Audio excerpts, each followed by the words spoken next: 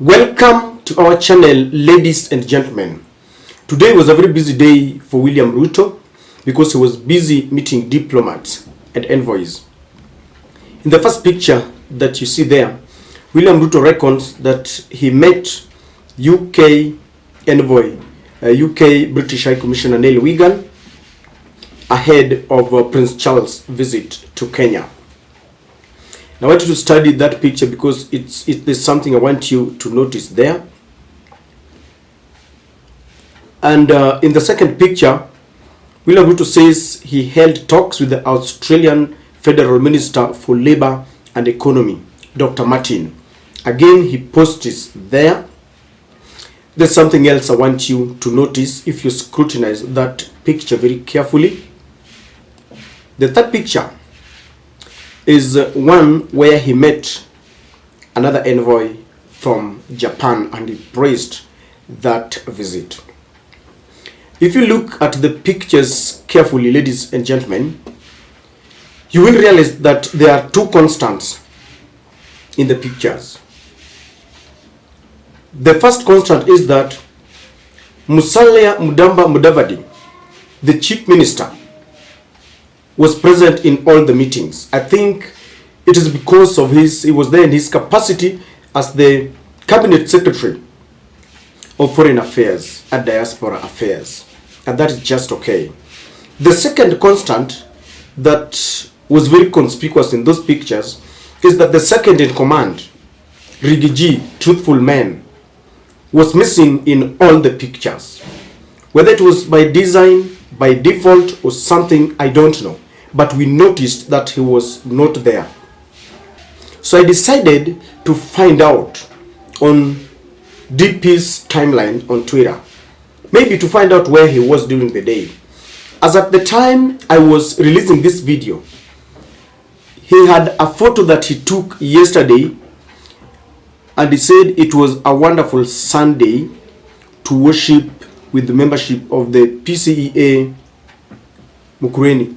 So he last posted something on his timeline yesterday on Sunday.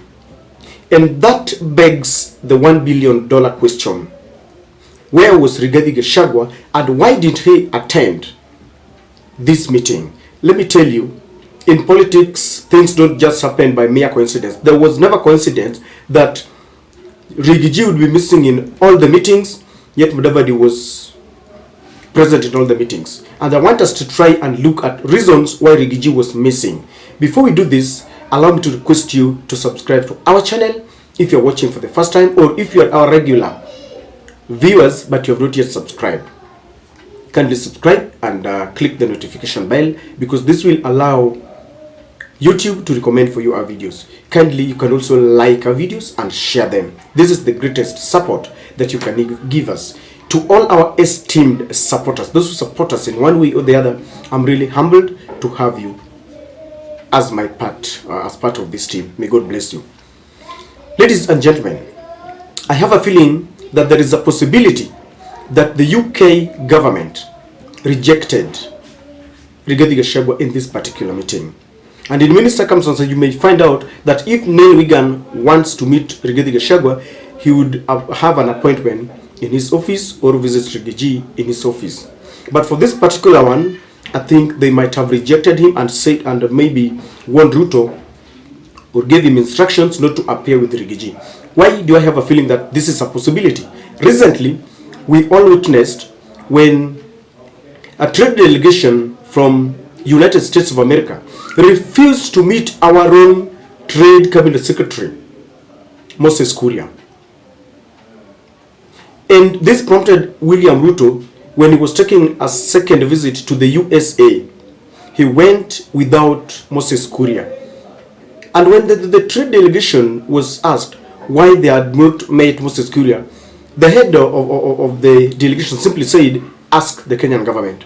Yes, we did meet him, but ask the Kenyan government. So there is a possibility that maybe the UK decided these people have got their own way or reasons why they reject people. Number two, William Ruto could have decided that he did not want to appear with Rigathi Gachagua.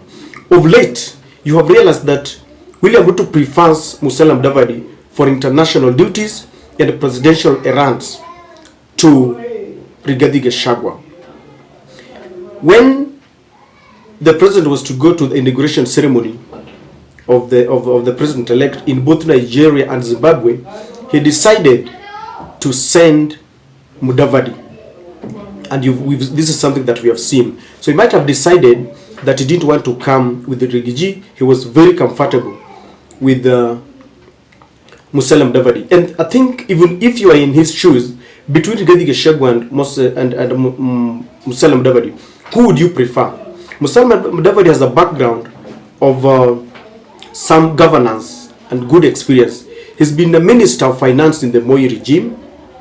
He's held very many portfolios. He was a deputy prime minister in the Kibaki, government.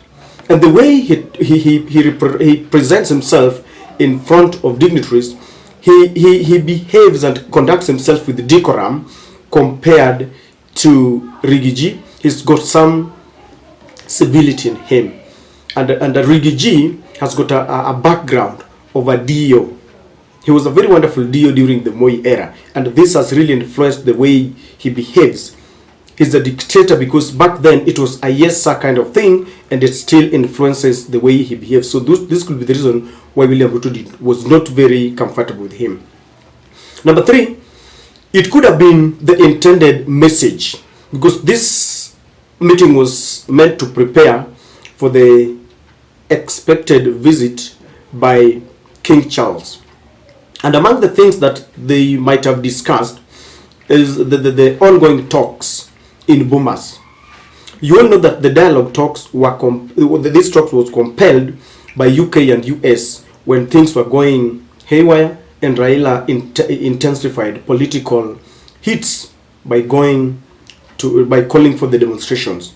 And for those who watched my video earlier, there are a number of businesses that are owned by UK and US, and so when people are going for demonstrations, for example, Barclays Bank or Del Rey or Standard Chartered or Unilever, people don't go to work. Production is really affected, and this affects their revenue, and they would always want peace and tranquility in the country. And if this peace can be achieved by talks in Bomas, then they have supported it with the resources. They fund those talks. You all know that Rigathi Gachagua does not want this talk, and he does not fear to express his views against it. So it was going to be very uncomfortable for Rigiji to be there, and maybe both the UK envoy and William Ruto had discussed this, and they said, we don't want Rigiji because he will be very uncomfortable. Because when people are talking about maybe a possibility of BBI, and maybe a possibility of a handshake, something of that kind, or a truce so that people work together, Rigiji was not going to be very happy. Number 2, Rigiji will be very uncomfortable because recently Musalia Mudavadi was added some morals, as he's now both the prime minister or a chief minister, and he is the foreign affairs cabinet secretary. And in the BBI, I keep on calling it BBI, in the bipartisan talks, they have agreed that they are going to establish the office of a prime minister in the constitution. So this is going to be a very big man. So Rigiji would have been very uncomfortable because they have expressed their feelings that William Ruto is really quoting Musalia Mudavadi, yet his region did not give William Ruto a lot of votes. So with that, maybe they just thought there's no need including him because of the messaging. The body language was going to be very, very, that of a guilty conscience or something. And they decided, let us, exclude him.